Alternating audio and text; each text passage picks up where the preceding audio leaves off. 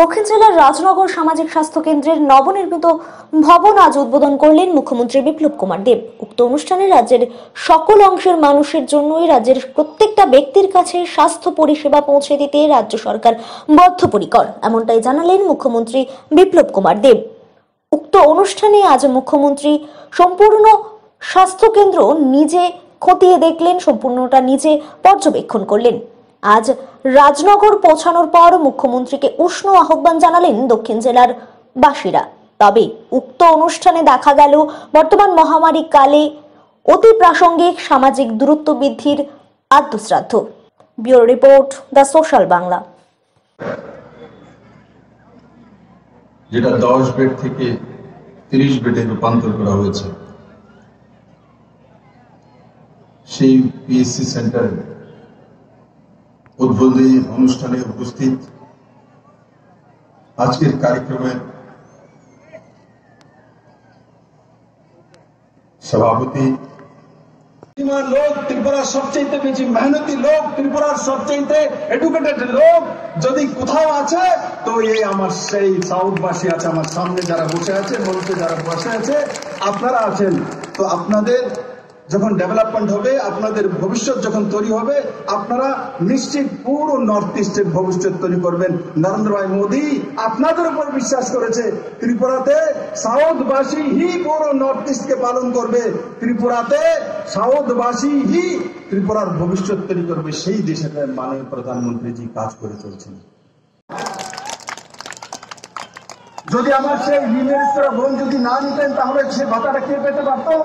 প্রকৃত 305 জন যে গরিব বিধবা গুণামান আছে, এরা পেতে পারে 1000 টাকা। এই সরকার কি সেগুলির ক্ষেত্রে ভুল করেছে? আর তার পৌঁছে গেছে। আজকে রাজনগরে দাঁড়িয়ে আমি যখন বলছি যে কিষাণ সম্মান নিধির 6000 টাকা কে পাচ্ছে, তো সমস্ত কৃষকরা হাত তুলে দাঁড়িয়ে দেখাচ্ছে, তার নাম মোদী সরকার।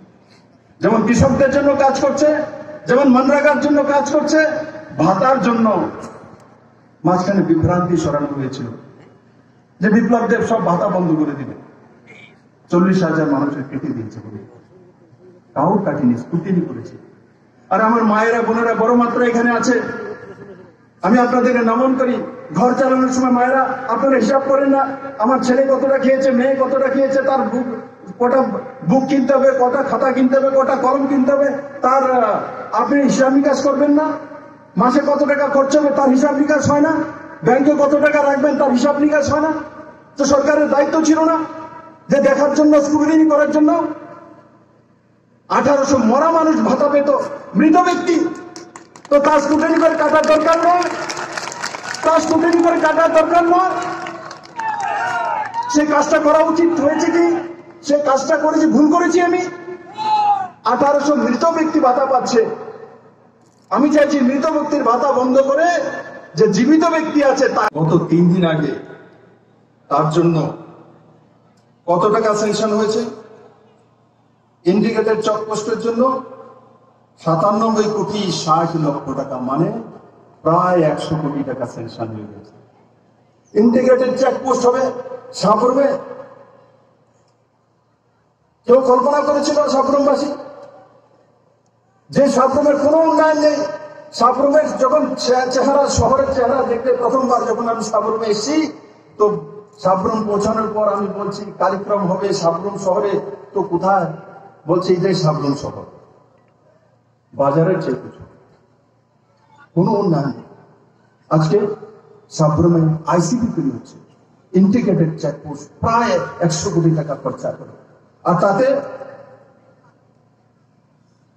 তাতে ইনভেস্টমেন্ট কত হবে, তার ব্যবসা কত হবে এক্সপোর্ট ইম্পোর্টে বাংলাদেশ এবং ইন্ডিয়ার সঙ্গে এবং নর্থ ইস্টের রাজ্যগুলির সঙ্গে? কমসে কম আনুমানিক 2000 কোটি টাকার বিজনেস হবে সেখানে। 2000 কোটি টাকার বিজনেস, 20 কোটি টাকার বিজনেসের কথা কোনোদিন কল্পনা করেনি সাউথবাসী। আজকে 2000 কোটি টাকার বিজনেসের আনুমানিক লাগত হবে এখানে। 2000 কোটি টাকা বন্ধুরা। নিধি, প্রধানমন্ত্রী কিষাণ সম্মান নিধির মাধ্যমে ত্রিপুরা রাজ্যের 2,22,000 গরিব কৃষকদের কাছে ৬,০০০ টাকা করে 229 কোটি টাকা গরিব কৃষকদের অ্যাকাউন্টে দিয়েছে। কত? 229 কোটি টাকা। এখানে কোন ব্যক্তি আছে কি কিষাণ সম্মান নিধির মাধ্যমে ৬,০০০ টাকা গিয়েছে? হাত তুলুন তো দেখি।